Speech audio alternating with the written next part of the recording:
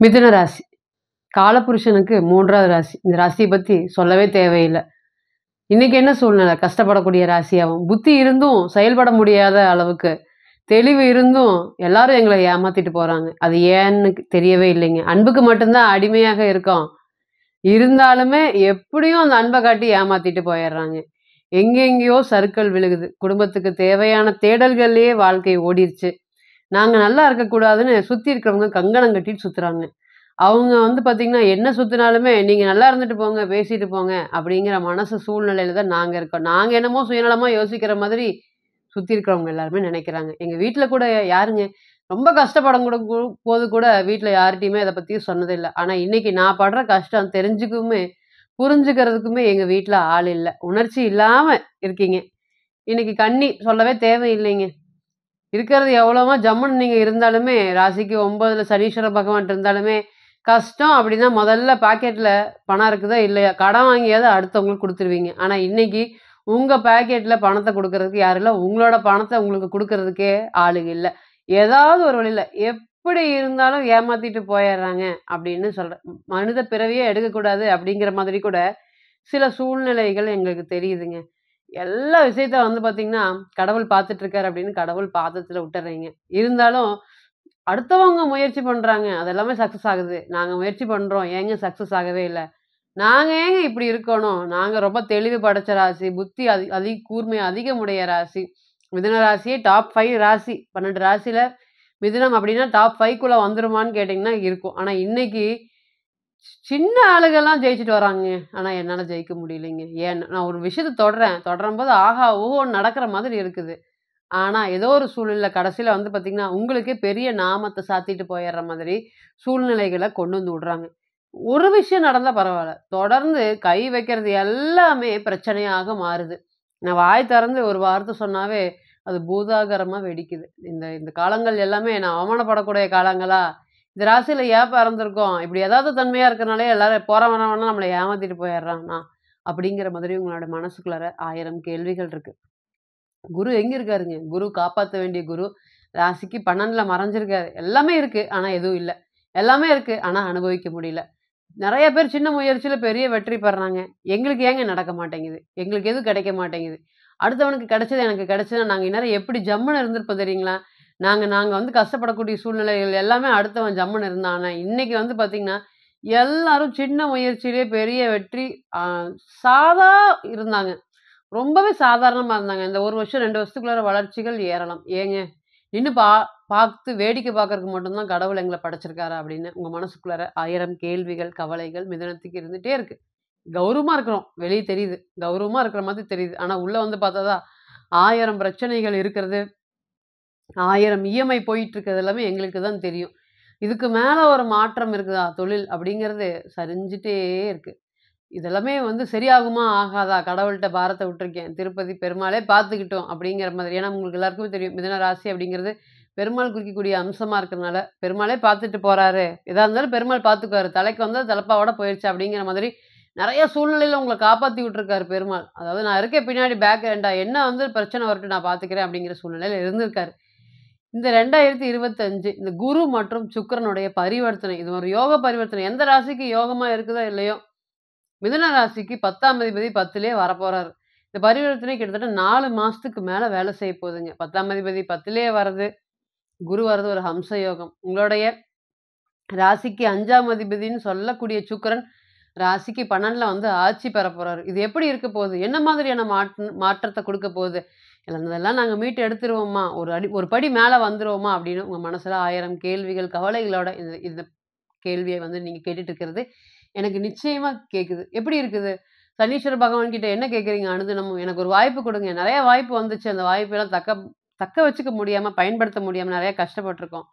இனி வரக்கூடிய காலங்கள்ல ஒரு ஒரு வாய்ப்பும் டெய்லியும் பாருங்க, ரொம்ப சின்ன பிள்ளையா இருக்கட்டும், ஒரு 25, 24 வயசு வேலைக்கு போகக்கூடிய பெண்ணைலாம் சொல்லவே தேவையில்ல. அந்த அளவுக்கு மன கஷ்டத்தோடயே வேலைக்கு போற மாதிரி. அந்த வேலையில 1000 பிரச்சனைகள். 1 பிரச்சனை, 2 பிரச்சனை இல்ல. ஒரு போனா ஒரு பிரச்சனைகள் வர்றதுக்கு தயாரா இருக்கு. அன்றாடம் வழிபாடு பண்ணிட்டே போறோம். இருந்தாலும் கேட்க மாட்டேங்குது. தாங்குற பிரச்சனைய தாங்குறதுக்கு உண்டான சூழ்நிலைகள தான் குடுக்குதே தவிர்த்து, கடவுள் ஏங்க எங்களுக்கு பிரச்சனைய இல்லாத வாழ்க்கையா ஏற்படுத்தி குடுக்கல அப்படிங்கிற மாதிரி நிறைய கேள்விகள் உங்ககிட்ட இருக்குது. மிதுனத்தெல்லாம் பொறுத்தவரை இன்னைக்கெல்லாம் வந்து பார்த்தீங்கன்னா, சாமி மேல பெரிய ஆர்வம், ஈடுபாடு இருக்கா? இருக்கு. என்னைக்காவது ஒரு நாள் போய் சாமி கும்பிடுறீங்க, வரீங்க. ஆனா அந்த சாமி மேல நிறைய விருப்பு, வெறுப்புங்கள் இருக்கா? அப்படின்னு கேட்டீங்கன்னா இருக்கு. பணத்த குடுக்காம போயிட்டாரே, வளர்ச்சிய குடுக்காம போயிட்டாரே, இந்த சூழ்நிலையில இது குடுக்காம போயிட்டாரே அப்படிங்கிற மாதிரி, குடுக்கல, குடுக்கல, குடுக்கல அப்படிங்கிற 1000 கேள்விகள், கஷ்டத்திற்கு ஏதோ பதில் வந்துருச்சா அப்படின்னு கேட்டீங்கன்னா வந்துருச்சு. குரு பகவான் பரிவர்த்தனையில சுக்கிர பகவான் 5ஆம் அதிபதி பரிவர்த்தனையாகி 12ஆம் இடத்துக்கே வராரு.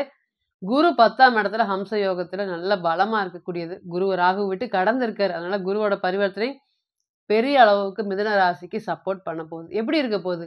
என்ன மாதிரியான பலன்கள குடுக்கறதுக்கு இந்த பரிவர்த்தனை காத்துட்டு இருக்கு? இதனால நம்மளுடைய வாழ்க்கை தரம் உயருமா? வாழ்க்கை ஆதாரம் குறையுமா?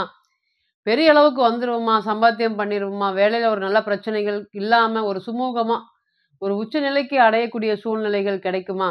கேட்கறதுக்கே நல்லா தான் இருக்குங்க. இதெல்லாம் நடக்குமா? எஸ். நிச்சயமா நடக்கக்கூடிய காலங்கள் மிதுன ராசி மற்றும் மிதுன லக்னத்துக்கு வந்துருச்சு. உங்களுக்கு ஆல்ரெடி தெரியும். இறுதி கட்டத்துல ராகு, கேது உங்களோட ராசிக்கு 4ஆம் இடத்துல இருந்து விலகுறதுக்கு 10ஆம் இடம் தொழில் ஸ்தானத்துல இருந்து விலகுறதுக்கு தயாரா இருக்காங்க.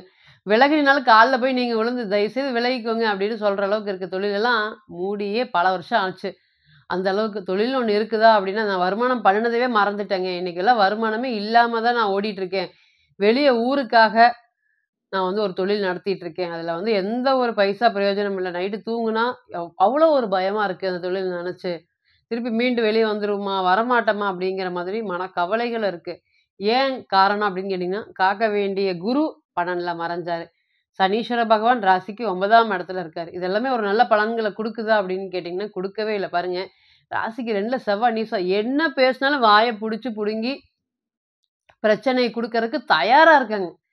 அதாவது எப்படி சம்பாத்தியம் பண்ணலாம்? எதுல வருமானம் வருதுன்னு யோசிக்கிறதுக்குள்ளயே வந்து இந்த மாதிரி பிரச்சனைகள் வந்துருது. இதுல இருந்தெல்லாம் விடுபட்டுட்டு, பயம்னா என்னன்னு தெரியாத ராசிக்கு இன்னைக்கு பயத்த காமிச்சுட்டாங்க. வாழ்க்கைனா வந்து பார்த்தீங்கன்னா, அப்படியே வாழ்ந்துட்டு நம்ம ஓரளவுக்கு வந்துருவோம் அப்படிங்கிற சூழ்நிலையில எதுவுமே இல்ல நீங்க இனிமேலு அப்படின்னு ஒரு இறக்கத்த சந்திச்சு விட்ட சூழ்நிலைகள் ஆயிருச்சு. இனி வரக்கூடிய காலங்கள் எப்படி இருக்க போகுது? இந்த பரிவர்த்தனை நல்ல பலன்கள குடுக்க போகுதா? நிச்சயமா குடுக்க போகுது. முதல் தர யோகம் தொழில். தொழில் அப்படிங்கிறது வந்து பார்த்தீங்கன்னா, மிதுனத்துக்கு அதுதான் உயிர் மூச்சு. எனக்கு தொழில் இருந்தா மட்டும் தான் எதுவுமே நடக்கும். தொழிலும் மனைவியும் 2 கண்ணு மாரி அப்படின்னு சொல்லுவாங்க. அது ஆணா இருக்கட்டும், பெண்ணா இருக்கட்டும். அப்ப தொழில் ஸ்தானம் பலம் பெறுவதனால, ஒரு விஷயங்கள் நான் பண்ணிட்டு இருக்கேன், ஆரம்பிச்சுட்டு இருக்கேன். இனி வரக்கூடிய காலங்கள்ல இது எல்லாமே சிறப்பாக போகுமா? தொழில் சார்ந்த வளர்ச்சி. கடைசி நிமிஷத்துல, கடைசி நேரத்துல எனக்கு கிடைக்க வேண்டியது கிடைக்காம போயிருது. சில சமயம் 1000 அதாவது 10,000 20,000 சம்பாரிக்கும்போது கூட நான் கலங்கலைங்க. இன்னைக்கெல்லாம் 1000 2000த்துக்கே ஒருத்தங்கிட்ட தொழில் பண்ணிட்டு, ஒரு வியாபாரம் பண்ணி முடிக்கிறதுக்குள்ள கண்ணுல தண்ணி வந்துருதுங்க. இது குடுப்பானா? குடுக்க மாட்டானா? அப்படிங்கிற அளவுக்கு பிரச்சனைகள் வந்துருது. இனி இதெல்லாமே மாறப்போகுதுங்க. தொழில் ஸ்தானம் பலம் பெறுவதனால, உங்கள நோக்கி இனி தொழில் ஓடி வருமா? அப்படின்னு கேட்டீங்கன்னா வரும். என்ன முயற்சி பண்ணாலும் அந்த முயற்சிக்கு உண்டான காசு, காசு தான் முக்கியம். அந்த காசுக்கு உண்டான பலன்கள இனி குடுக்கறதுக்கு காத்துட்டு இருக்கா. சொத்து பிரச்சனைகள் தீரப்போகுது. மனக்குழப்பங்கள் உங்கள விட்டு விலகப் போகுது. தைரியமா, தன்னம்பிக்கையா ஒரு விஷயத்த நீங்க செய்ய போறீங்க. 5ஆம் அதிபதி 12ல ஆட்சி பெறாரு. இதுக்கு மேல என்ன? ராசிக்கு 12ல ஒரு கிரகம் பலம் பெற்றாவே அது யோகம். நான் இருக்கேன் பண்ணு அப்படின்னு உங்களுக்கு ஆதரவு கரம் நீட்டுவதற்கு இனி வரக்கூடிய காலங்கள்ல நேர்மையா ஒரு ஒரு விஷயங்களும் செய்யப்பட்டு, உங்களுக்கு பின்னாடி பேக் எண்ட் சப்போர்ட்டா யாராவது ஒருத்தர் உங்களுக்கு இருக்கிற மாதிரி, இனி வரக்கூடிய காலங்கள் உங்களுடைய ஒய்ஃபா இருக்கட்டும், அல்லது அக்காவா இருக்கட்டும், தங்கச்சியா இருக்கட்டும், "நீ இத பண்ணு நான் இன்னைக்கு சப்போர்ட் பண்றேன்" அப்படின்னு உங்கள சப்போர்ட் பண்ணி அடுத்த ஸ்டேஜுக்கு கொண்டு போறதுக்கு உண்டான வேலையை இந்த கிரகங்கள் பார்க்குமா அப்படின்னு கேட்டீங்கன்னா பார்க்கும். அதேபோல அப்பா, அம்மாவுடைய ஆதரவு. எதுவுமே ஆதரவே இல்லைங்க.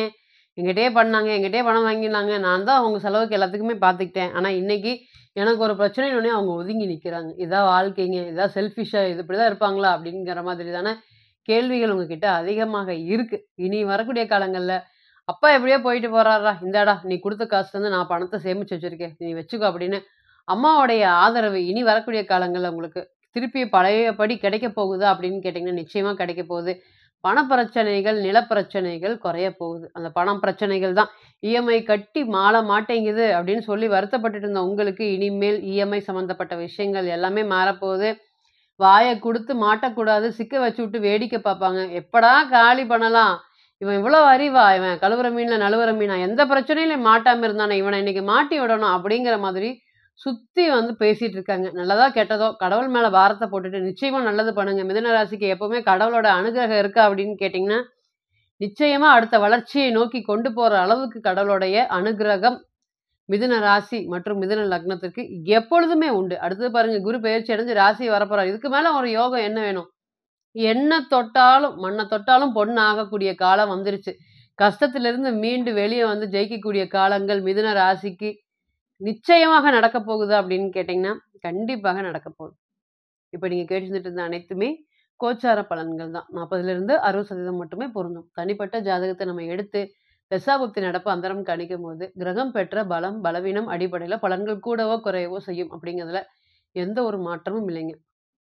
தனிப்பட்ட ஜாதகத்தை நீங்க ஆலோசனை பண்ண விருப்பப்பட்டா, கீழ இருக்கக்கூடிய நம்பருக்கு கான்டாக்ட் பண்ணுங்க. நான் வணங்கக்கூடிய நரசிம்மர் உங்க எல்லோருக்குமே நல்ல வளமான வாழ்க்கையை ஏற்படுத்தி தர நான் நிச்சயமா பிரார்த்தனை பண்ணிக்கிறேன். மீண்டும் ஒரு பதிவில் உங்களெல்லாம் சந்திக்கும் வரை, உங்களிடமிருந்து விடை பெறுவது உங்கள் அஸ்ட்ரோ புவனேஸ்வரி. நன்றி, வணக்கம்.